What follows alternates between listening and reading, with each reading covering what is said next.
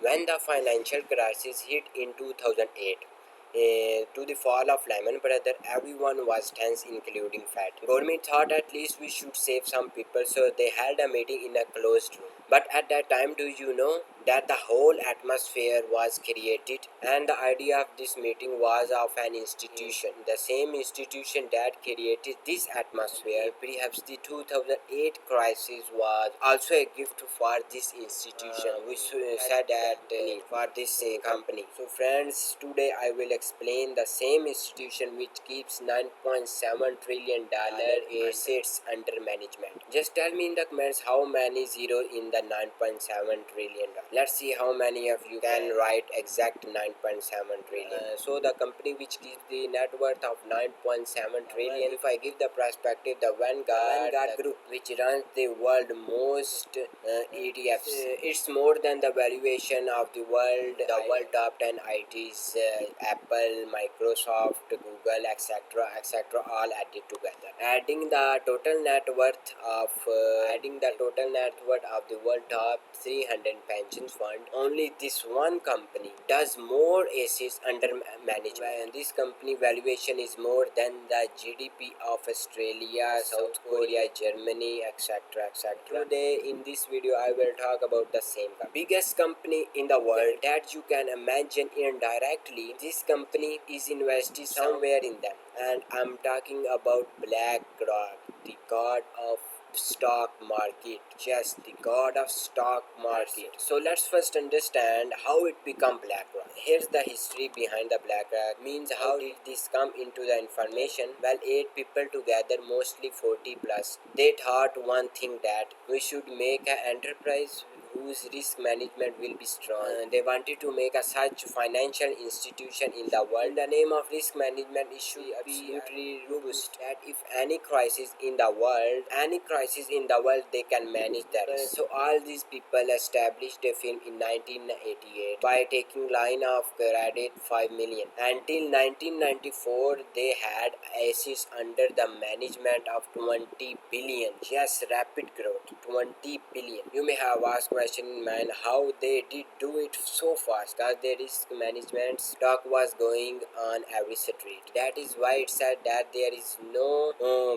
teacher bigger than the experience. Now you will say what the role of experience here is. Then wait, I will tell you about it. So let me tell you that there was a man from these 8 legends whose brain was here, and his name is Larry Fink, who was looking after this and managing all this. Considered the most powerful man of all time. Well, Larry brother, after completing his studies in political science, went to Wall Street for 10 years at the age of 20.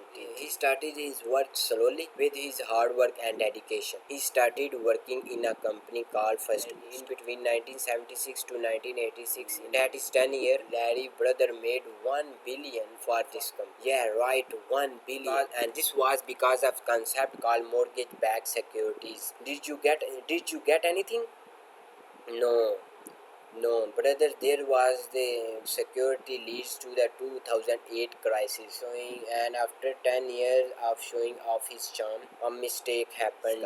And that mistake cost his company 100 million, due to which his reputation was secured over the street. Although his company was in net profit because they already earned 1 billion. By the way, the Ronaldo kicks the ball in same way. He was kicked out from his company, and this is why he made a theory that risk management will be the king in his next company that he will create. They 50-50 partnered with a company called Blackstone. His company name was BlackRock and partnered with Blackstone. But in 1994, the Blackstone said that take back your all stake at 250 million. You take it, we can't handle it. Later, the CEO of Blackstone got the biggest regret that in my life, that I sold that company. So in this way, the story of BlackRock was made. And now I will tell you what is the portfolio of BlackRock, where the poor man has portfolio 20 to 30 companies. Worldwide, BlackRock keeps 800 companies in their portfolio, right from USA, Germany, Japan, Europe, everywhere, even in China.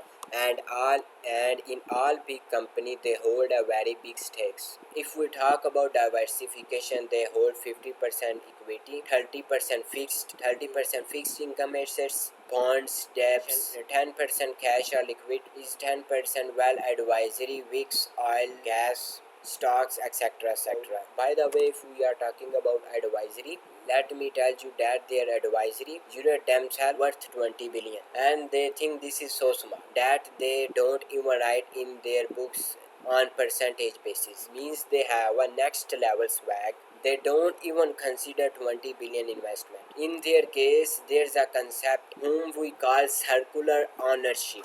Listen carefully. This means the company who stakes their hold, the same company invest back in it. Mean this is the mother, this is the father, and this is the child. Example, if they hold a stack in Apple, then Apple will back invest in that company. Then Apple will hold stack in them. Now you will say, brother, how can this possible? Are there no rule for this? And there can be no safeguard against this. So brother, the rules you are saying is only applicable for banks. Although they don't say themselves bank in a mainstream, but mainstream media calls shadow bank. They say we don't take deposit. This means we are not bank. Because of that, no regulatory body can monitor them. Does work of all big institutional bank, but they don't call themselves banks. Now let's understand what they do exactly. They do by now you must have understood that they invest in equity worldwide at 50% stake. In the same time, they are auditors for big companies. Auditing is done by one of their juniors, consult them and looks after accounting too. And yes, they also helps governments and Fed to create bailout plans during crisis, which is mostly done by indirectly. So now the thing to think about is that how they are doing all these things. There is no conflicts of interest. No one controls them. Where's company says so, brother? All the subsidiaries we have made walls in between. And there is full transparency. No one interferes in other issues. What do you think? They say, brother, we are in everything. Everything. So let's talk about who was its real game changer. What to make the biggest game changer? Well, the real game changer was Aladdin. Aladdin became their genie. Don't be confused. Aladdin was their proprietary software.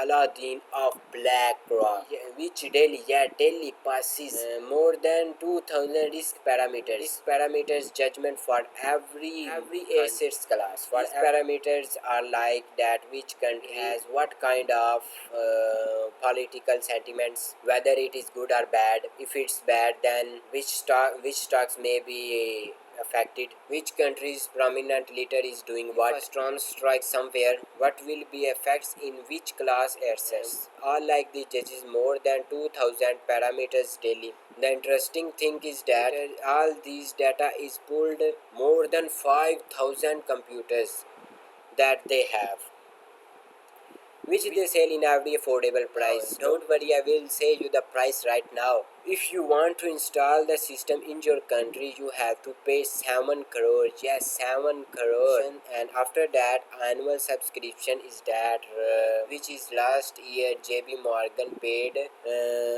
them nearly 42